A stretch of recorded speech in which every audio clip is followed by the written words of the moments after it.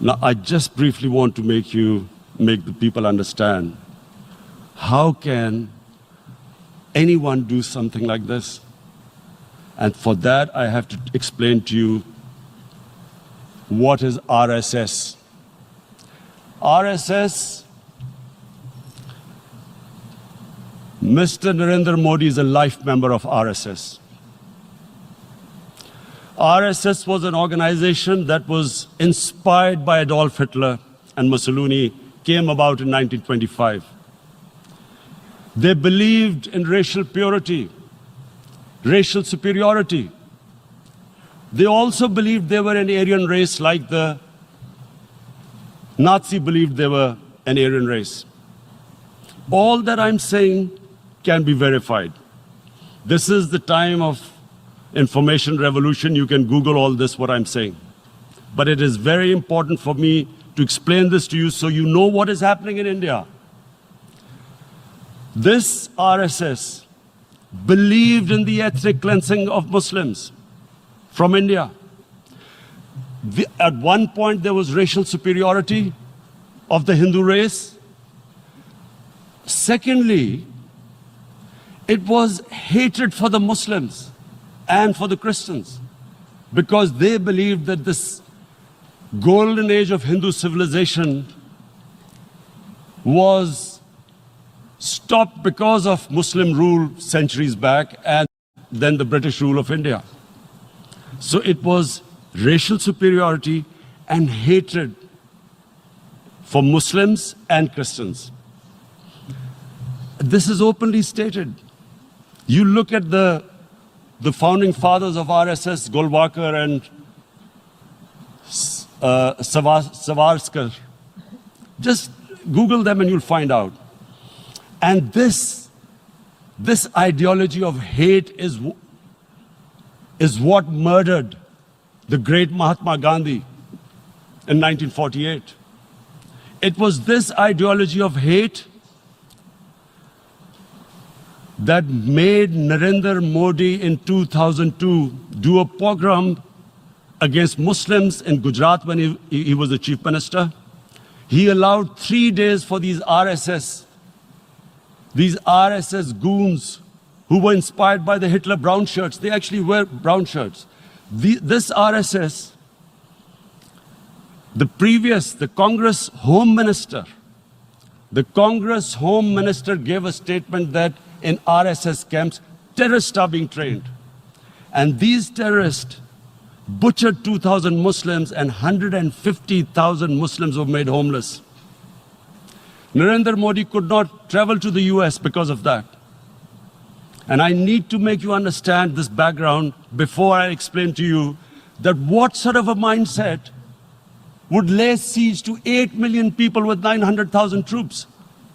Women, children, sick people, locked in as animals.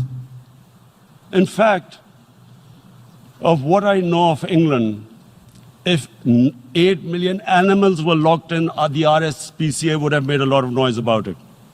These are human beings.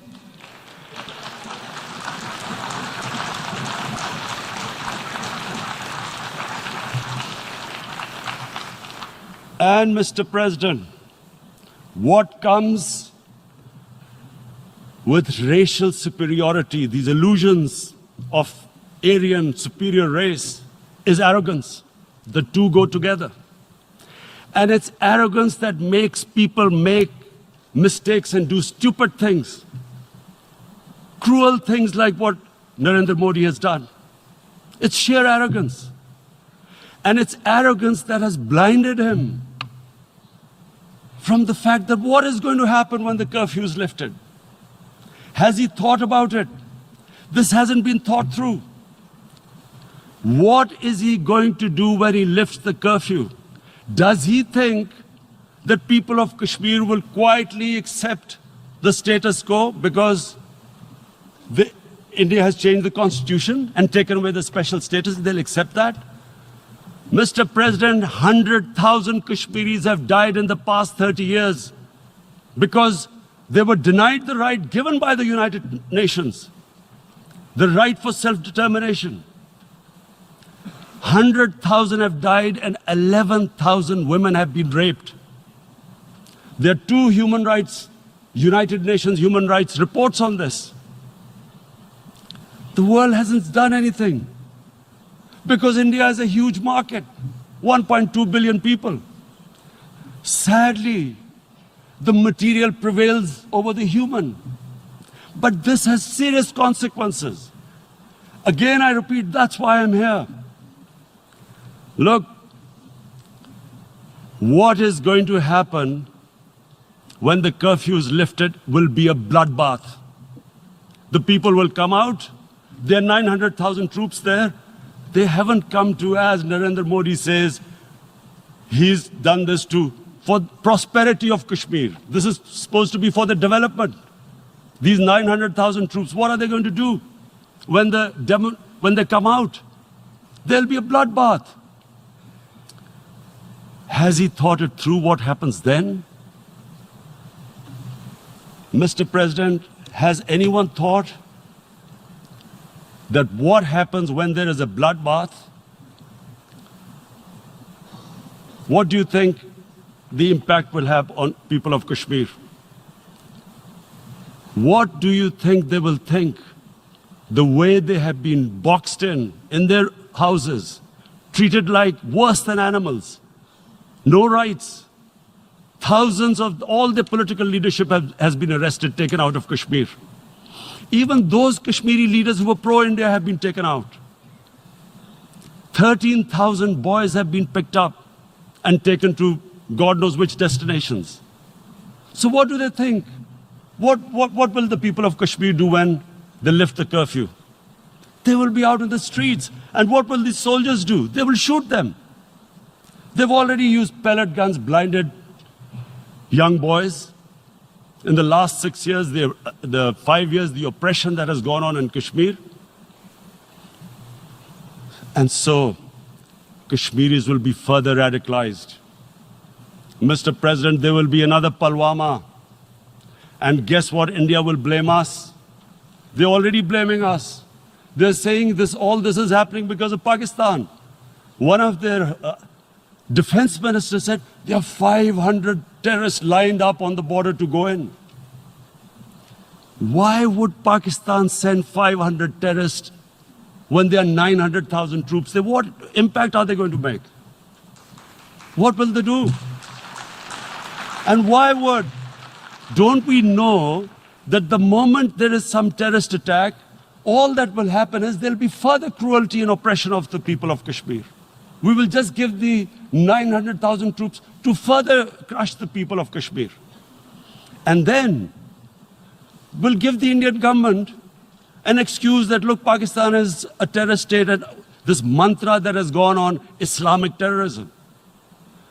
The moment you use this catchword, Islamic terrorism, the whole world turns away. No one talks about human rights. You can do whatever you want, which is what has happened in Kashmir, because they keep using this word, Islamic terrorism. And this is what they're doing right now. What do we benefit from further increasing the cruelty on the people of Kashmir? And why would we want this? But there is no other narrative left for India. As when they lift the curfew, whatever happens, Pakistan will be blamed, and there is always a danger of another Pulwama. They might come and bomb us again, and then another cycle might start. And what does Narendra Modi think that 180 million Muslims of India are thinking right now? Aren't they watching these Kashmiris stuck inside for 55 days they've been stuck in? Aren't they watching? What do you think? Don't you think that the Muslims will be radicalized in India? And I'm talking about 180 million people. And when they get radicalized, there will be some incident in India somewhere down the line. Again, we will be blamed. And I'm warning you right now, again, we will be blamed. And Mr. President, what about 1.3 billion Muslims who are watching this? And they know that it is only happening in Kashmir because they're Kashmiri Muslims. This is not happening to Kashmiri Hindus. They know that this is happening because of their religion. So what do you think they will be thinking? What do you think the Jewish community would think if they were, forget 8,000 Jews stuck like this? What do you think Europeans would think? What do we think? I mean, any human community, if their members are stuck like that, what do you think they will think? Are we a children of a lesser God? Is it not going to cause us pain? And then I'll tell you what will happen. People will, in the 1.3 billion Muslims, someone will pick up arms. I know we've been brought up with films, Western films. This good, decent guy doesn't get justice. He decides to pick up a gun and start seeking justice. There was a film made in New York, famous film called Death Wish. This guy gets mugged by and his family, his wife gets killed or something. He can't get justice. He picks up a gun and he goes around shooting muggers. And the whole cinema cheers him on. So what do you think the Muslims are thinking right now? If there is a bloodbath, there will be Muslims becoming radicals, not because of Islam, but because of what they will see, that there's no justice when it comes to Muslims. There were Rohingya Muslims, Myanmar, who are, God knows, almost 1 million people out, ethnic cleansing. What was the response of the world community? So what do you think will be the response of 1.3 billion Muslims? I picture myself. I'm in Kashmir. I've been locked up for 55 days. I have heard about, and there are rapes, Indian Army going into homes, soldiers. Would I want to live this humiliation? Would I want to live like that? I would pick up a gun. You're forcing people. You are forcing people into radicalization. When people lose the will to live, what is there to live for? And this is what, if you can do this to human beings, you are actually radicalizing people. And so, Mr. President, I want to repeat here, this is one of the most critical times. There will be a reaction to this. Pakistan will be blamed. 2 nuclear-armed countries will come face to face like we came in February. And before we head in that direction, the United Nations has a responsibility. This is why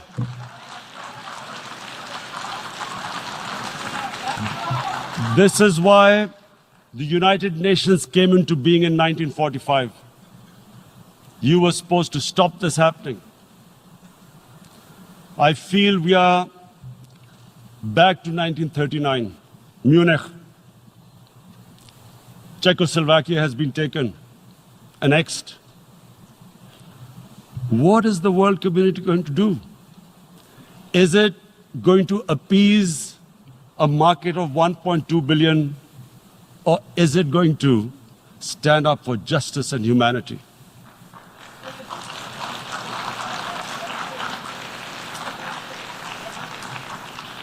If this goes wrong, you hope for the best, but be prepared for the worst. If a conventional war starts between the two countries, Mr. President, if a conventional war starts, and anything could happen, but supposing a country 7 times smaller than its neighbor is faced with the choice, either you surrender or you fight for your freedom till death. What will we do? I ask myself this question. And my belief is, La ilaha illallah, there is no God but one. And we will fight. And when